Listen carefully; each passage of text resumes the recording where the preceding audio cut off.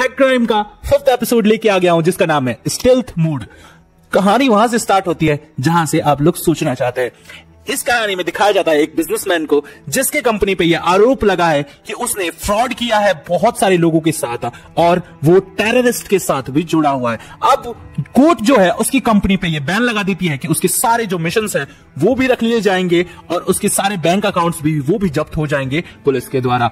अब ये कहानी सीधा जाती है उसके ऑफिस में और फिर दिखाया जाता है जिगर, शक्ति और गिरीश को। ये लोग बैठे रहते हैं और तभी आशुतोष आते हैं और वो बोलते हैं मेरी गर्दन अकड़ गई है, मुंबई के खड्डे ना यार बहुत ही ज्यादा बड़े हो गए हैं। इसके बाद गिरीश कहता है सर आप इस टीम को एक टीम बोलो क्योंकि इस टीम के असली गुंडे तो आप ही हो। फिर आशुतोष बोलते हैं कि सुन बे अगरबत्ती के बिजनेस वाले, तू है ना फिल्में कम देखा कर और चल तू भाव मत खा अब। इसके बाद आशुतोष कहते हैं कि आज से यही हमारा अड्डा है, कुछ दिनों तक आप लोग जिसको भी फोन करना चाहते हो फोन करके बोल दो कि हम अब घर नहीं आएंगे जब तक ये केस सॉल्व हो नहीं जाता। उस कंपनी का मालिक वापस से निकलता है और आशुतोष पे चिल्लाने लग जाता है कि तुम सब मिले हुए हो और तुम सब मिलके मेरी कंपनी जो है वो गिराना चाहते हो। आशुतोष को गुस्सा आ जाता है, बोलता है अंदर जाना है क्या तेरे को, चल चुपचाप से, एक तो आरोप लगा टेररिस्ट का और तू मेरे पे चिल्ला रहा है। अब ये कहानी जाती है हैकर्स के ऊपर। हैकर्स हैक कर रहे होते हैं और देख रहे होते हैं कि क्या गड़बड़ है और फिर पता चलता है कि एक रोजवेल नाम की जो कंपनी है वो 10 साल पहले टेररिज्म और फ्रॉड के केसेस में पकड़ी गई थी और वो बंद हो गई थी और फिर इसको रीलोकेट करने के लिए ये जो कंपनी है उसने जिम्मा उठाया और मैं रोजवेल कंपनी को फंड कर दूंगा ताकि ये जो कंपनी है वापस से चल पाए। उसका ये जो बिजनेस है वो है रिसाइकल बीन का, कि वो कुछ प्लास्टिक की चीजों को रिसाइकल कर देती है और एक चीज का और काम है इस कंपनी का कि वो रोड के जो कंस्ट्रक्शंस हैं वो भी करती है। अब एक आदमी कहता है कि ये कंपनी हर साल प्रॉफिट कमा रही है और अगर हम देखें तो कोई भी कंपनी किसी और को फ्रॉड और टेररिज्म को कैसे फंड कर सकती है अपना लॉस दिखा के, लेकिन ये तो प्रॉफिट दिखा रहे। शक्ति कहती है कि कोई भी कंपनी अपने जो फंड्स है वो कम करेगी, अपने आप को लॉस में दिखाएगी तब उसके पास पैसे बचेंगे, लेकिन अपने आप को अगर ये प्रॉफिट दिखाती है तो जरूर कुछ ना कुछ गड़बड़ है। और फिर आशुतोष कहता है कि तेरे जो ये शक है ये खत्म करने के लिए क्या करना पड़ेगा शक्ति। और शक्ति देखती है कि ये जो कंपनी है इसका अकाउंट फ्रीज होने के बाद भी इसने किसी एक जने को क्रिप्टो करेंसी में पैसे भेजे हैं और फिर ये लोग पता लगाते हैं कि ये वो कौन है और फिर वो निकलती है एक एनजीओ वाली ऋषभ जो उस कंपनी का मालिक है उसने पैसे भेजे थे और वो लड़की कहती है कि ऋषभ सर बहुत ज्यादा अच्छे हैं, वो टेररिस्ट नहीं हो सकते, वो टेररिस्ट को फंड नहीं कर सकते, उन्होंने तो बहुत बढ़िया काम किया, उन्होंने एनजीओ में भी पैसे ना होते हुए भी हमारी हेल्प की और हमारा एनजीओ जो है वो चलाया है। अब शक्ति आशुतोष सर को कहती है कि ये तो उसे हीरो बता रही है, हो सकता है हम गलत इंसान पे डाउट कर रहे हैं। और फिर शक्ति अच्छे से चेक करती है तब उसे मिलता है एक लेजर और एक फेक न्यूज। वो फेक न्यूज ये होती है कि ये जो कंपनी है वो टेररिस्ट के साथ मिली हुई है और उसे फंड कर रही है। यानी कि जिस वेबसाइट से ये न्यूज फैलाई गई थी वो सिर्फ 2 वेबसाइट्स थी और न्यूज चैनल को भी ये न्यूज पता नहीं थी। न्यूज चैनल ने तो बाद में वो वेबसाइट को देख के इस कंपनी के बारे में अफवाह बताना चालू किया था। और फिर शक्ति उस कंपनी के मालिक को उसका लेजर दिखाती है और कहती है कि इसे ध्यान से देखो। वो कहता है कि ये तो हमारा लेखा जोखा है जो हम ट्रांजैक्शन लेते देते हैं। इसके बाद शक्ति कहती है नहीं इसे अच्छे से देखो और देखो कि एक तो फोटोशॉप है और एक लेजर जो है वो रियल है, यानी कि किसी ने आपका अकाउंट्स के नकली लेजर्स बना के सोशल मीडिया पे डाले हैं ताकि आपकी जो कंपनी है वो बदनाम हो सके। फिर आशुतोष कहते हैं कि ऐसा क्यों कर रहे हैं, क्यों आपकी कंपनी को कोई बदनाम कर रहा है, ऐसा हमें अभी तक नहीं पता चला है, हम पता लगाने की बहुत जल्दी कोशिश कर रहे हैं। इसके बाद उस कंपनी का मालिक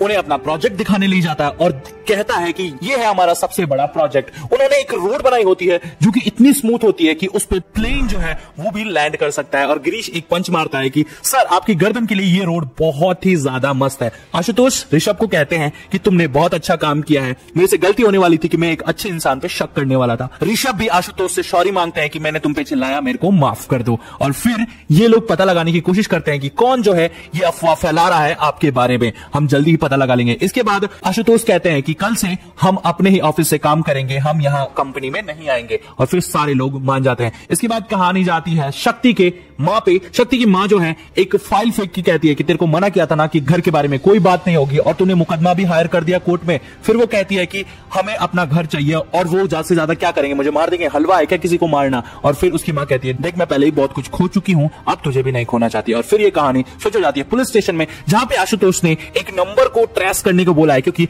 उसी नंबर से जो पहले फेक वीडियोस हैं वो वायरल हुई थी और उस नंबर को पता लगा रहे हैं हमारे तीनों हैकर्स। उस नंबर का पता चलता है कि वो नंबर मलेशिया का है और ये नंबर यूज किया गया है ऐसी वेबसाइट्स बनाने में जो कि फेक न्यूज फैलाती हैं और उनके जो फॉलोवर्स हैं वो उन्हें फॉलो करते हैं ताकि इनका जो न्यूज है और शेयर हो सके और इनकी जो न्यूज है ब्रेकिंग न्यूज बन सके।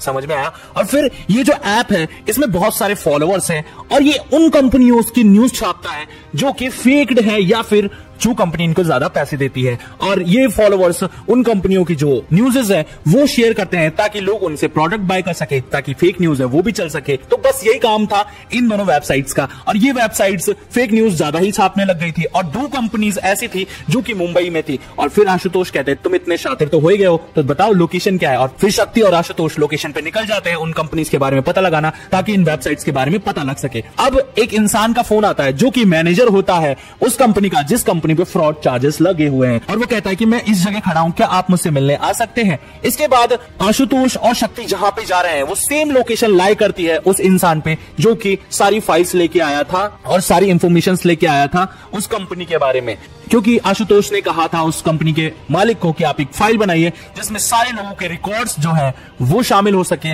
और उस कंपनी में जितने भी ट्रांजैक्शंस हुए हैं दूसरी कंपनी को वो भी शामिल हो सके। इस वजह से उसका जो मैनेजर है वो लेके आता है वो फाइल और वो कहता है कि मैं लोकेशन पे खड़ा हूं सर, क्या आप मिलने आ सकते हैं। आशुतोष कहता है नहीं, मैं अभी कहीं और जा रहा हूं। और तब पुलिस स्टेशन से पता चलता है कि ये लोकेशन वहीं बताई जा रही है जहां पे आप लोग जा रहे हो, यानी कि वो मैनेजर जो है उन कंपनियों से मिला हुआ है।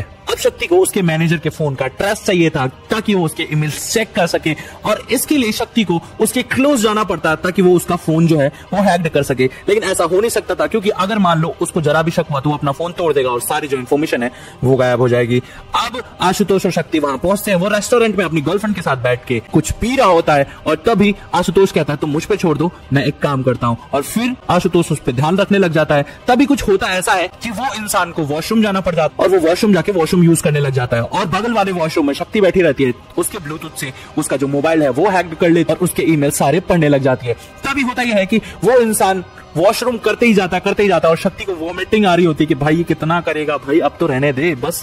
इसके बाद ये कहानी जाती है जिगर और गिरीश के पास, जहां पे डीसीपी हुसैन जो है वो बाथरूम से निकल के आते हैं और कहते हैं तुम्हारा फ्लश काम नहीं कर रहा है। गिरीश बोलता है आपने हैंडल ऊपर किया, और फिर डीसीपी हुसैन कहते हैं कि मैंने क्या मिस किया, वो लड़की कैसे हैक करेगी उसको। तब गिरीश बोलते हैं बहुत सारे तरीके हैं और वो उसका ब्लूटूथ यूज करके उसके फोन में घुसेगी। इसके बाद गिरीश जो है वो बताने लग जाते हैं डीसीपी हुसैन को कि कैसे क्या होगा, और फिर ये कहानी स्विच हो जाती है उस इंसान पे जो कि बैठ के पॉटी कर रहा है। अब आशुतोष ने उसके ड्रिंक में जमाल घुटा मिला दिया था, इस वजह से उसकी पॉटी खत्म नहीं हो रही है। और फिर वो निकलता है बाथरूम से, हैंड वॉश करता है, और शक्ति कहती है अगर ये बाहर चला गया बाथरूम से तो ब्लूटूथ कनेक्टिविटी टूट जाएगी और फिर बहुत ही ज्यादा प्रॉब्लम हो जाएगी। लेकिन तभी उसको वापस से पॉटी आ जाती है और वापस से वो बाथरूम में घुस जाता है, और फिर शक्ति जो है उसके सिस्टम में घुस के सारी चीजें निकाल लेती है और पता लगा लेती कि जो 2 फ्रॉड ऐप बनाए थे उसने कि न्यूज जो है वो लीक्ड हो सके कंपनियों के बारे में, वो ऐप उसी के नंबर से कंट्रोल होते हैं। और फिर ये जो केस है कोर्ट में जाता है और फिर पता चलता है कि इस आदमी ने फ्रॉड किया है इस कंपनी के साथ ताकि इसके जो रोड के कॉन्ट्रैक्ट्स हैं वो मिल पाए इस कंपनी को, और ये जो दूसरी कंपनी है वो दिवालिया हो जाए और उसके जो सारे कॉन्ट्रैक्ट्स है वो कैंसिल हो जाए। तब कोर्ट कहती है कि इस कंपनी को हिरासत में लीजिए, इसके सारे जो बैंक अकाउंट्स है वो फ्रीज कीजिए और इसके बाद इनको जेल में डालिए। और फिर ऋषभ जो होता है जो कंपनी का मालिक होता है वो आशुतोष को थैंक यू बोलता है, कहता है कि थैंक यू मेरे को बचाने के लिए और मेरी कंपनी को बचाने के लिए। अब मैं बहुत ही बढ़िया से इस देश को अच्छा बनाऊंगा और इस देश की जो सड़कें हैं वो भाई साहब बहुत ही बढ़िया तरह बिल्ड करूंगा। और फिर ये जो 5th एपिसोड है यहीं खत्म हो जाता है। तो आप लोगों को 6th एपिसोड देखने के लिए प्लीज बहुत सारा सब्सक्राइब करना पड़ेगा इसको, प्लीज इस बार नहीं मानने वाला, प्लीज सब्सक्राइब कर दो। जा रहा हूं मैं, बाय बाय। 6th एपिसोड जल्दी लेके आता हूं।